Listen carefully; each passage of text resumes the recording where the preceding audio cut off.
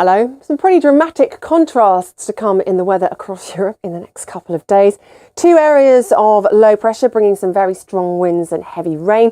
One currently pulling out across the Baltic, heading towards western Russia. Another down in the centre of the Med. The winds to the west of this low could cause some disruption across the south of France, the northeast of Spain and the Balearics, as they will be particularly gusty for at least the next 24 hours. Further north, very chilly winds digging down into Central Europe. Looking a lot quieter now across Greece and Turkey, but to the south of the Balkans. And again, I think for some western fringes of Greece, some heavy rain around on Wednesday, also affecting Italy, Sardinia and Corsica. For Portugal and Spain, much drier story. Actually, things warming up a little here in the coming days.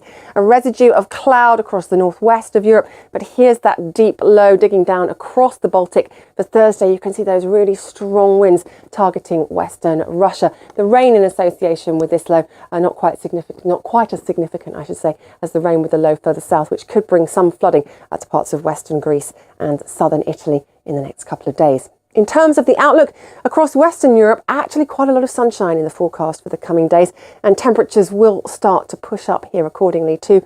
Further east, still looking at some rainfall around for Moscow, but finally milder behind that low by Saturday.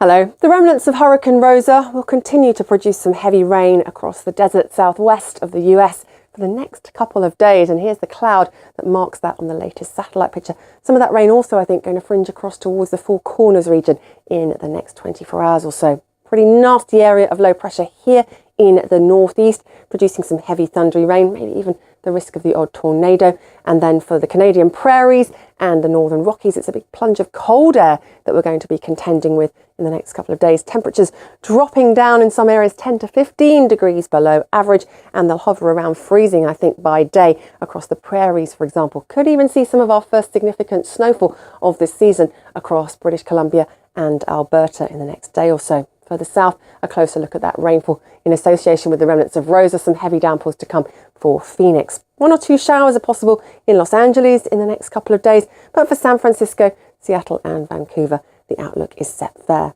Meanwhile, across towards the east coast, some pretty wet weather pushing into easternmost Canada through Tuesday. Further south, though, to the south of that low, the southerly winds are pulling warm air a good way north, so temperatures are actually really going to surge across the northeast of the US in the next couple of days. We could be looking at figures in the high 20s Celsius, and that's reflected really in the outlook for New York as we look at Wednesday and Thursday.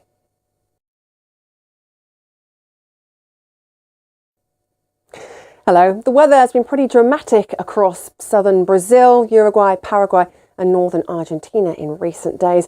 First we had a lot of heat, now we've managed to generate some pretty big thunderstorms. You can see the bright white cloud here on the satellite picture behind me, and a cold weather front is finally going to push in from the south and start to take the temperatures down, at least for a couple of days. It looks like the heat will return though towards the end of the week.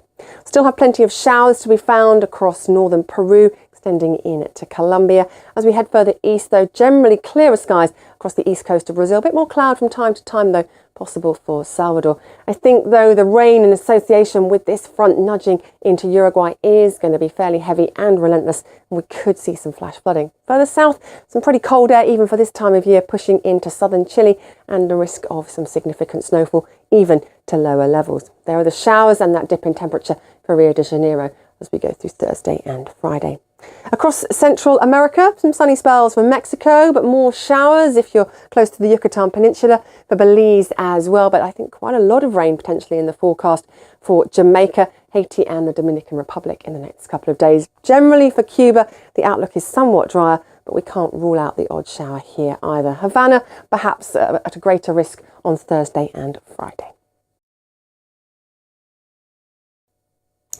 Hello. Looking at our Asian satellite picture, it's almost like an action replay of last week. Another super typhoon standing out in the Pacific. Could follow quite a similar track to Changmi, which moved through last week. This is Kongray. It looks like it will arc just towards the east of China later on this week, Thursday, Friday, before swinging through the Korea Strait for the start of the weekend. So Japan, again, under threat. Ahead of that system, some pretty windy weather, even so, around the outer bands for Japan on Wednesday. A fine picture across the Korean Peninsula and for eastern China. Some heavier showers for Myanmar, for Thailand and for northernmost Indonesia. As we look at the outlook for the coming days, you can see that wetter weather in association with that system swinging into Osaka. For Beijing, still a lot of sunshine in the outlook. Bangkok picking up further thunderstorms. Finally, some more significant rain pushing into the southeast of Australia on Wednesday. Some welcome downpours, I think, for drought-affected New South Wales in the next couple of days. We could see maybe 25 millimetres in some areas. Now, pressure holding steady, though, across New Zealand midweek means a lot of fine weather, a lot of spring sunshine, and temperatures in the mid to high teens. And the outlook here for the remainder of the week is a pretty settled one. More sunshine to come in Wellington. Look out for a few showers, though, across Western Australia.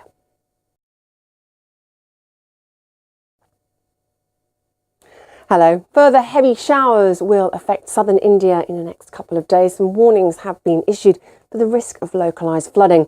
The bright white cloud shows you where we've had the heaviest showers recently. These are the tops of the shower clusters showing up on our imagery. We'll see more across Tamil Nadu, Puducherry and Kerala in particular, I think, particularly dying out a little overnight Tuesday into Wednesday, but returning once the heat of the day returns. More showers also for Sri Lanka, looking at some pretty widespread rain across the Maldives too. Move further north and the skies are a good deal clearer. There's a lot of sunshine to be found across Kazakhstan, Afghanistan, Turkmenistan. Temperatures typically Wednesday in the low to mid 20s. A few showers possible across the mountains to the east of Afghanistan, 1 or 2 running into northernmost Pakistan. A few isolated showers further north across the Western Ghats on Wednesday. As I said, the heaviest rain across India really will target the south. Into the northeast, the skies are a good deal clearer, and we take that sunshine across into much of Bangladesh and into southern Nepal. Our outlook for the coming days, perhaps some patchy cloud in Mumbai, but plenty of showers for Dhaka and Islamabad. Colombo, though, still looking at some fairly frequent and heavy showers. Further afield, and temperatures on the way up, for some up to 30 in Tashkent by Friday, dropping down quite abruptly, though, come Sunday and Monday. Hello. An area of low pressure in the Mediterranean is going to bring some particularly windy and wet weather to northern Tunisia and perhaps northeastern Algeria in the next couple of days. We could even see some flash flooding here with up to maybe 100 millimetres of rain possible in 1 or 2 spots. Also going to pull in some unusually cool air for the time of year from Europe, so temperatures 4 or 5 degrees below average. Seeing some wet weather pushing into the east of South Africa on Wednesday. In the west, with more in the way of sunshine though, especially in the next few days, we're going to see the temperatures push up quite significantly. Still lots of showers around adjacent to the Gulf of Guinea. You can see that temperature rise here for Cape Town through Friday and Saturday with the sunshine. Dakar with plenty more sunny spells to come. Johannesburg there with a little dip in the temperatures on Thursday. More sunshine for Khartoum and temperatures creeping up in the next few days. Lusaka and Casablanca also seeing plenty of fair weather. For the Middle East, well, it pretty much is a case of unbroken sunshine for the next couple of days. The talking point here, though, is the heat. Of course, there's always plenty of heat across the Middle East, but it's quite exceptional currently. The figures for October around 4 or 5 degrees above average, and they show no signs of abating significantly as we look at the next 4 or 5 days. Just light winds across the region, so pretty good visibility. And here are those temperatures in our outlook, as you can see, up to 43 in Q8 Wednesday.